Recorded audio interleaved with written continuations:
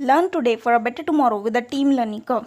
Hello everyone, static GK का topic चल रहे हैं। ऑलरेडी नेशनल पार्क्स, इंडिया की करेंसी रिलेटेड आईएनआर और international topic, international organisations topic शुरू हो चुका है।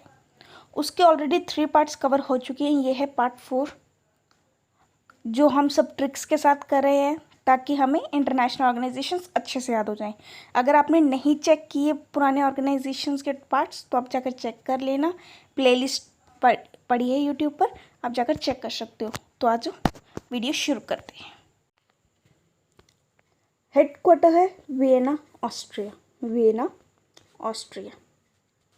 सॉरी, स्पेलिंग गलत हो गई। Vienna, Austria. देखो, किसी भी कंट्री की इंडस्ट्रियल डेवलपमेंट के लिए उनको क्या क्या चाहिए। एक तो एटॉमिक एनर्जी चाहिए और पेट्रोलियम चाहिए। मतलब किसी भी इंडस्ट्री की डेवलपमेंट के लिए इंडस्ट्री में क्या क्या प्रोडक्ट्स की नीड होती है। सबसे इम्पॉर्टेंट है फ्यूल, या हम कहें पेट्रोलियम, पेट्रोलियम। और रिक्वायरमेंट होती है एनर्जी सोर्सेज की, तो उससे आप याद रख सकते हो एटॉमिक एनर्जी। तो उससे क्या क्या हमें याद हो गए, इससे मतलब 3 इंपॉर्टेंट हो गई ना, इससे ऑर्गेनाइजेशंस हो जाएंगी। एक तो हो गया पेट्रोलियम, एक हो गया एटॉमिक एनर्जी। किसके लिए इंपॉर्टेंट है? इंडस्ट्रियल डेवलपमेंट के लिए। तो ये जो 3 ऑर्गेनाइजेशंस हैं, ओपेक, IAEA एंड यूनिडो, इन सब के हेडक्वार्टर कहाँ है? वियना, ऑस्ट्रिया में। वियना, ऑस्ट्रिया में। पेट्रोलियम से हो गया ओपेक, एटॉमिक एनर्जी से हो गया IAEA और इंडस्ट्रियल डेवलपमेंट से हो गया यूनिडो। अब इनको थोड़ा सा हम डिटेल में कर लेते हैं। तो फर्स्ट है ओपेक। ओपेक जो किससे रिजेंबल करता था? पेट्रोलियम से। P से petroleum, organization of petroleum exporting countries. Organization of petroleum exporting countries is for OPEC's की एब्रीवेशन। और ये ज़रूर ध्यान रखिए क्योंकि डायरेक्टली ये आ जाता है कि ओपेक का हेडक्वार्टर कहाँ है, कि आप इसमें कंफ्यूज हो जाए कि अगर आप डायरेक्ट पेट्रोलियम से याद रखेंगे कि एक पूरा ये वर्ड आएगा, तो ऐसा मत कीजिए। एब्रीवेशंस और फुल फॉर्म्स भी प्रॉपर याद रखिए, ठीक है। चलो आते हैं पॉइंट पर। OPEC, organisation of petroleum exporting countries. Organization of petroleum exporting countries. Official language already मैंने आपको बताया कि मोस्टली ऑर्गेनाइजेशंस की ऑफिशियल लैंग्वेज इंग्लिश होती है क्योंकि सबकी एक ये कॉमन लैंग्वेज है। करंटली इंग्लिश एक कॉमन लैंग्वेज है, मोस्टली सब में पढ़ाई भी जाती है स्कूल्स में सभी कंट्रीज़ की, तो एक ये कॉमन लैंग्वेज है। तो इसकी ऑफिशियल लैंग्वेज होगी इंग्लिश। करंट सेक्रेटरी जनरल है मोहम्मद बारकिंडो। मोहम्मद बारकिंडो, मोहम्मद बारकिंडो। कब फॉर्म हुई?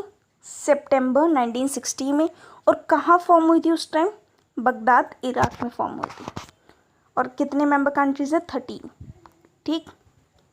अब OPEC, organisation of petroleum exporting countries, official language कौन सी? English. Secretary general Mohammad Barkindo. Form कब हुई? सितंबर 1960। कहाँ पर? बगदाद, इराक में। और मेंबर 13 स्टेट्स। Next organisation. अब देखो हमने क्या क्या किया था? Petroleum plus atomic energy are important for industrial development. Petroleum हो गया ओपेक। एटॉमिक एनर्जी किसके लिए हुआ? AIEA। AIEA। अब इसकी फुल फॉर्म हम देख लेते हैं। AE तो आप समझ गए होंगे, एटॉमिक एनर्जी, ठीक। International atomic energy agency. International atomic energy agency. और ये जरूर ध्यान रखिए कि एजेंसी है, एसोसिएशन नहीं है। इसमें काफ़ी बार कंफ्यूजन हो जाती है कि एजेंसी एसोसिएशन है, तो आपको ये अच्छे से ध्यान रखना पड़ेगा, ठीक। और इसमें ही कभी कभार एग्जामिनर क्वेश्चंस मोल्ड कर देता है कि इंटरनेशनल एटॉमिक एनर्जी एजेंसी आ जाएगा या इंटरनेशनल एटॉमिक एनर्जी एसोसिएशन आ जाएगा या इंडियन एटॉमिक एनर्जी एजेंसी आ जाएगा, सॉरी, ठीक। तो अब ये सब प्रॉपर ध्यान रखना पड़ेगा, इसका कोई एक सॉल्यूशन नहीं है। चलो आगे देखते हैं। कब फॉर्म हुई?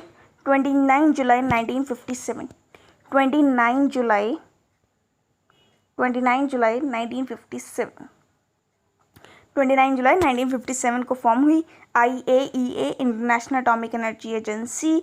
कब फॉर्म हुई? 29 जुलाई 1957। हेडक्वार्टर हमने करा है वियना ऑस्ट्रिया में। कितनी मेंबर कंट्रीज़ हैं?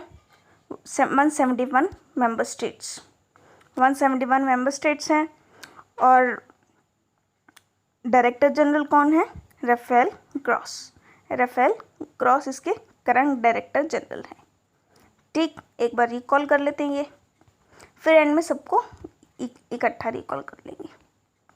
IAEA international atomic energy agency, international atomic energy agency कब फॉर्म हुई? 29 जुलाई 1957 को। Headquarter Vienna Austria. Member 171 member states हैं और डायरेक्टर जनरल हो गए current Rafael Grossi. Next organization, third organization है यूनेडो। क्या था? पेट्रोलियम और एटॉमिक एनर्जी के लिए किसकी क्या चीज़ें, ये दो ही चीज़ें इंपॉर्टेंट है किसके लिए? इंडस्ट्रीज़ के लिए या फिर कहें इंडस्ट्रियल डेवलपमेंट के लिए। करेक्ट। तो इससे अपनी ऑर्गेनाइजेशन हो गई यूनेडो। एक मिनट इसे भी देख लेते हैं। यूनेडो की full form United nation industrial development Organization. United nation industrial development Organization कब फॉर्म हुई? 14 नवंबर 1966 को। 14 नवंबर 1966 को। हेडक्वार्टर अगेन वियना ऑस्ट्रिया और director general Li Yong. Director general Li Yong. ठीक। नेक्स्ट ऑर्गेनाइजेशन, अगली ट्रिक है लंदन के लिए। London UK.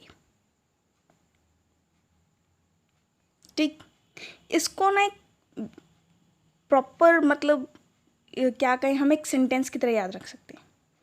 एक सेंटेंस की तरह, आई एम कॉमन। आई एम कॉमन जैसे, या ये सोच लो, देखो लंदन में मोस्टली पर्सन्स को, इंडियन पर्सन्स को जाने का क्रेज़ है कि लंदन जाएंगे, लंदन। ठीक, बट लंदन क्या कहता है? आई एम कॉमन। मुझे इतना मतलब इतनी इम्पोर्टेंस मत दो, आई एम कॉमन, मैं कॉमन कंट्री हूँ या ये कहीं। ठीक है ना। जैसे मोस्टली पर्सन्स को होता है ना कि लंदन जाएंगे, लंदन घूमेंगे, हम वर्ल्ड टूर करेंगे, लंदन, पेरिस। ठीक, सबको होता है। तो लंदन का कहना है कि आई एम कॉमन, मैं एक कॉमन कंट्री हूँ, मुझे इतना भाव मत दो। ठीक, चलो आगे चलते हैं। आई से हो गया IMO, इंटरनेशनल मैरीटाइम ऑर्गेनाइजेशन, जो हमने एक्सेप्शन में किया था। किसकी एक्सेप्शन थी? इंटरनेशनल ऑर्गेनाइजेशन की। उसमें क्या हेडक्वार्टर था? Geneva, Switzerland. ठीक, कौन सी कंट्रीज थी, मतलब कौन सी ऑर्गेनाइजेशंस थी? एक तो होगी थी अपनी इंटरनेशनल लेबर ऑर्गेनाइजेशन, एक थी इंटरनेशनल स्टैंडर्डाइजेशन ऑर्गेनाइजेशन, एक थी red cross organization, international red cross organization. ठीक, चलो आगे देखते हैं। वो सब तो रिकॉल हो गया, एक बार इसको आगे देखते हैं। एम से हो गया एमनेस्टी इंटरनेशनल, एमनेस्टी इंटरनेशनल। और कॉमन से हो गया Commonwealth telecommunication Organization. I M common, IMO international maritime Organization, M से हो गया एमनेस्टी इंटरनेशनल, कॉमन से हो गया कॉमनवेल्थ टेलीकम्युनिकेशन ऑर्गेनाइजेशन। अब इनको थोड़ा सा डिटेल में कर लेते हैं। फर्स्ट IMO किसकी एक्सेप्शन? अभी देखा इंटरनेशनल ऑर्गेनाइजेशन की, वो सब हमने अभी डिस्कस कर लिया है। और ये भी हमने पहले पढ़ लिया था इंटरनेशनल मैरीटाइम ऑर्गेनाइजेशन को, लेकिन एक बार दोबारा चेक कर लेते हैं। क्या है? International maritime organisation. International maritime organisation कब फॉर्म हुई? 17 मार्च 1948 को। 17 मार्च 1948 को। Headquarter London, united kingdom. London, united kingdom. Head Kitack Lim. Head Kitack Lim. ठीक, IMO international maritime organisation, formation 17 मार्च 1948, headquarter London UK, head Kitack Lim. Next organisation हमारा M से हो गया Amnesty International, और इसकी शॉर्ट फॉर्म हो गई AI। Amnesty international कब फॉर्म हुई? जुलाई 1961 को। जुलाई 1961 को। ये ना एक सिस्टम होता है, जैसे ना एक ट्रिक सी होती है, ट्रिक तो क्या गई, लेकिन एक तरीका होता है, हाँ ये कह सकते हो। तरीका होता है कि जैसे अब मैं करा रही हूँ, आप भी कर रहे हो, तो साथ साथ नोट करते जाओ। जुलाई 1961 को कौन सा था? Amnesty international.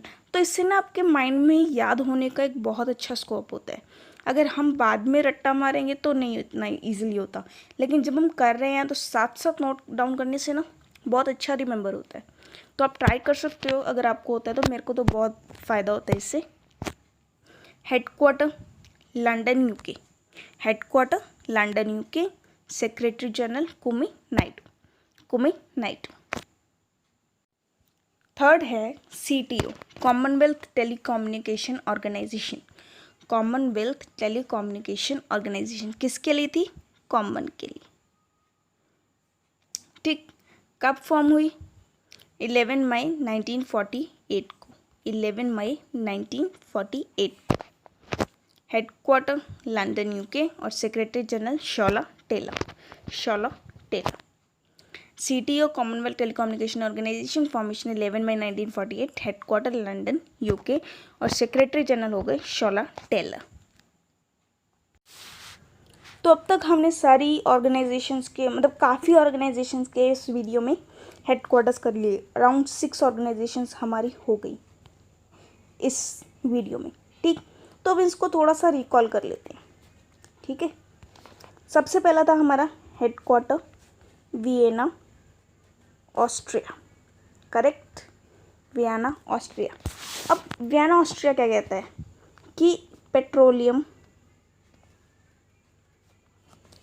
एक मिनट हम कलर ही चेंज कर लेते ताकि आपको प्रॉब्लम ना हो। पेट्रोलियम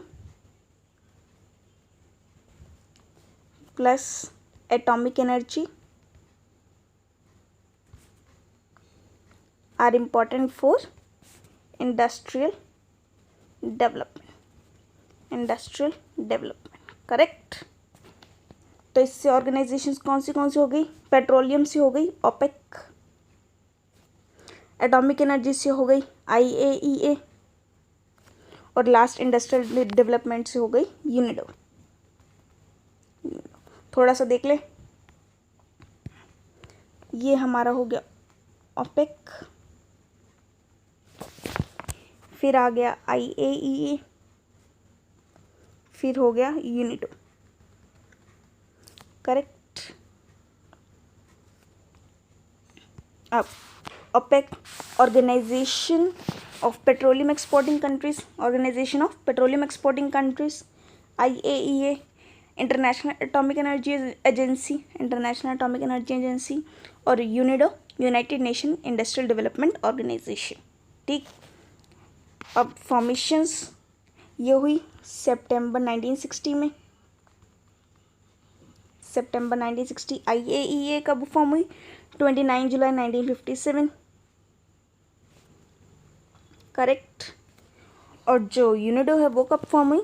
17 नवंबर 1966। ठीक, अब ओपेक का हेड कौन है? मोहम्मद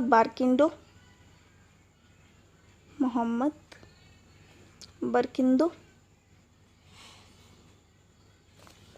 IAEA के राफेल ग्रॉस,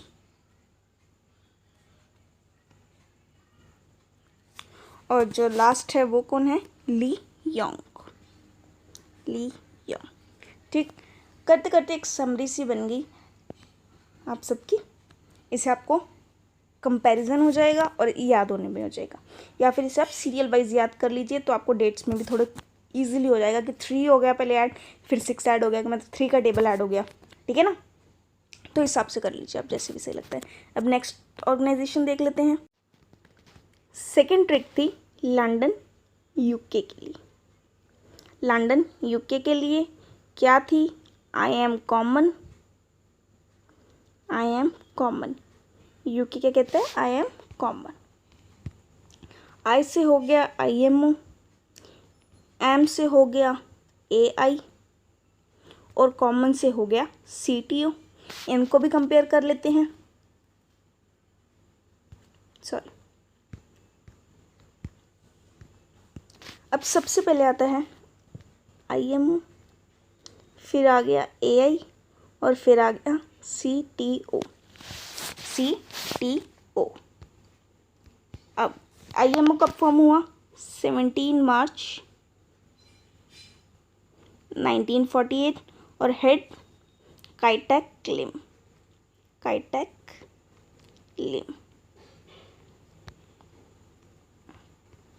सेकेंड AI कब फॉर्म हुआ? जुलाई 1961 को, जुलाई 1961 को और हेड कुर्मी नाइडू, कुर्मी नाइडू। ठीक। Next CTO Commonwealth International Telecommunication Organization, Commonwealth telecommunication Organization कब फॉर्म हुआ? 11 जुलाई 1948 को,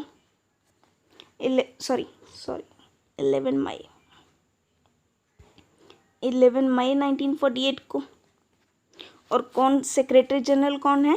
शोला टेलर, शोला टेलर। होपफुली आप सबको ये ऑर्गेनाइजेशंस याद हो गई होंगी। एक दो बार रिकॉल इकट्ठा कीजिए, इकट्ठा रिवाइज किया करिए ताकि आपको प्रॉब्लम ना आए याद करने में और आपको अच्छे से याद रहे। तो जल्दी नेक्स्ट वीडियो के साथ मिलते हैं।